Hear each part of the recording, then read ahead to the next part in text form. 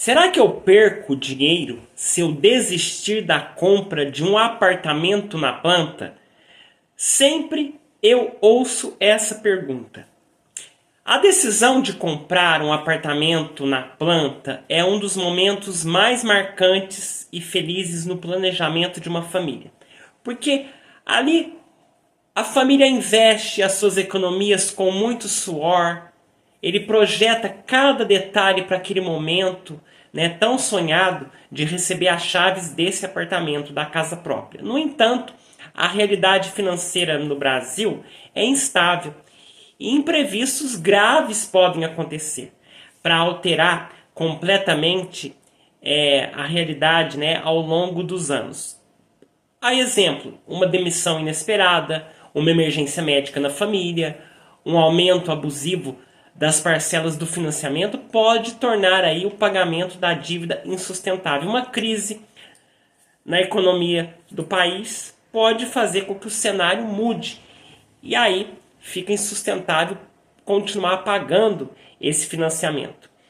E quando o orçamento aperta e o dinheiro não sobra no final do mês, a decisão mais responsável e dolorosa para essa família é procurar a empresa e cancelar o contrato.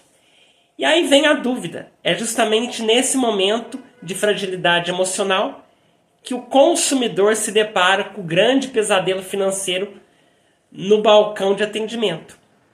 A armadilha da multa abusiva no distrato imobiliário. E é isso que eu quero tratar aqui nesse vídeo. Porque ao comunicar a desistência da compra do apartamento na planta, você espera que a construtora faça um acerto justo e devolva a maior parte do seu dinheiro.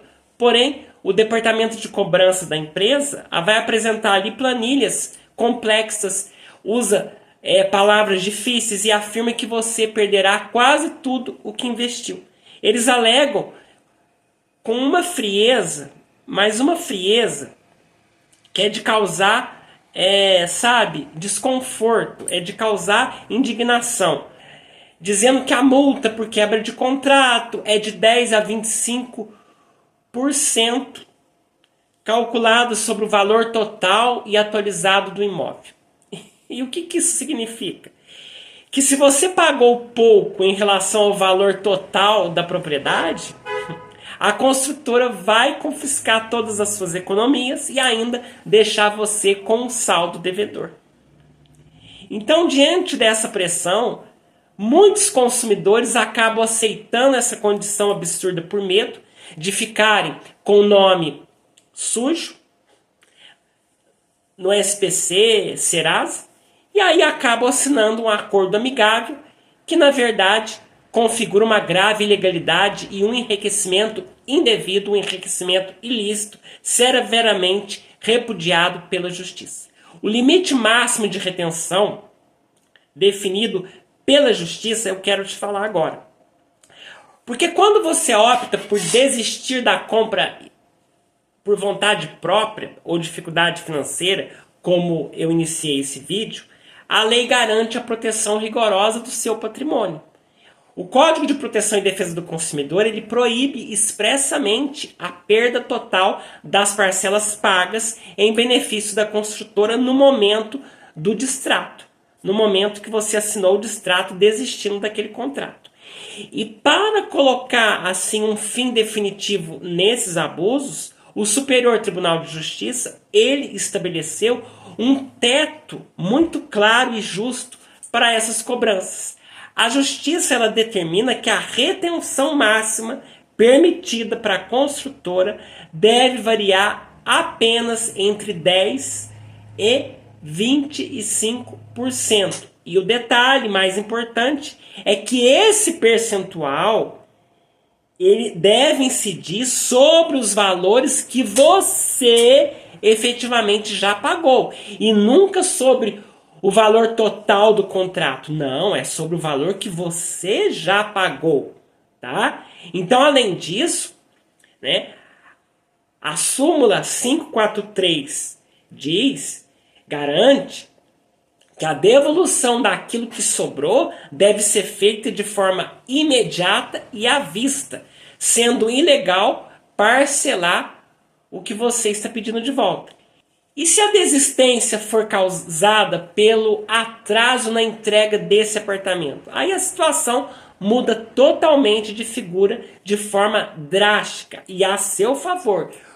Quando o cancelamento do negócio é provocado pelo atraso na entrega, a construtora ela demonstra que ela não cumpriu o prazo estipulado, que houve a quebra do contrato, e essa quebra do contrato ocorreu por culpa exclusiva da própria construtora vendedora. E aí vem a dúvida sobre os direitos. Nesse cenário específico de descumprimento, você, consumidor, não sofre nenhum tipo de penalidade. Você não perde absolutamente nada do que você pagou. Porque a mesma súmula 543 do Superior Tribunal de Justiça, ela determina que a devolução do seu dinheiro deve ser integral, correspondendo a 100% de tudo que você investiu. Então a restituição deve ocorrer em parcela única e com a devida correção monetária calculada minuciosamente desde a data de cada desembolso ali mês a mês. Então a loteadora ou a construtora não tem o direito legal de reter um único centavo a título de taxa administrativa, a título de multa, a título de comissão de corretagem. Ela não pode fazer isso. E além de você recuperar todo o seu dinheiro, neste caso, de forma integral, o atraso da obra vai garantir também reparações financeiras adicionais muito valiosas para a sua família. O Superior Tribunal de Justiça, ele firmou uma tese no tema 971, que estabelece que as mesmas multas contratuais previstas para punir o consumidor devem ser invertidas e aplicadas contra a própria construtora inadimplente, porque ela não cumpriu o prazo de entrega deste apartamento. Então isso significa que a empresa será forçada a pagar uma penalidade diretamente para você por ter falhado na entrega do seu imóvel na planta. Veja a tua frustração.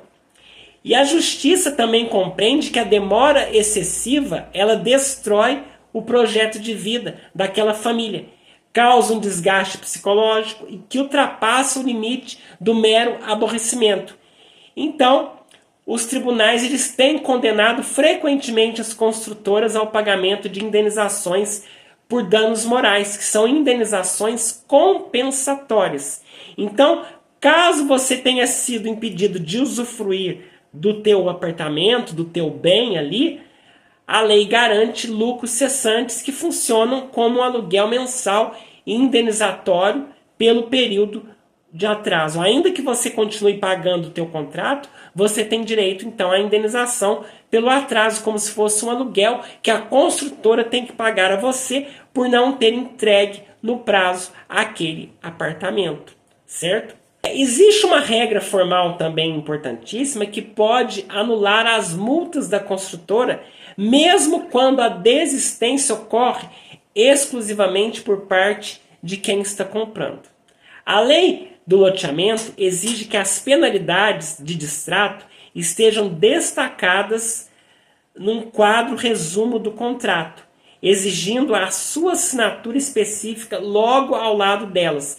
Então, se o documento não possui essa assinatura direta de concordância, os juízes têm entendido por anular todas as multas de retenção por simples vício formal.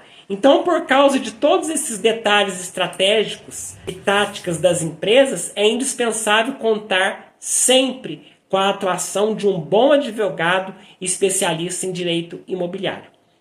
Tá certo? Então, se você tentar negociar sozinho lá com a construtora, é aceitar um acordo que pode ser prejudicial para você e você entregar de bandeja anos de esforço, aí anos de suor com a sua família.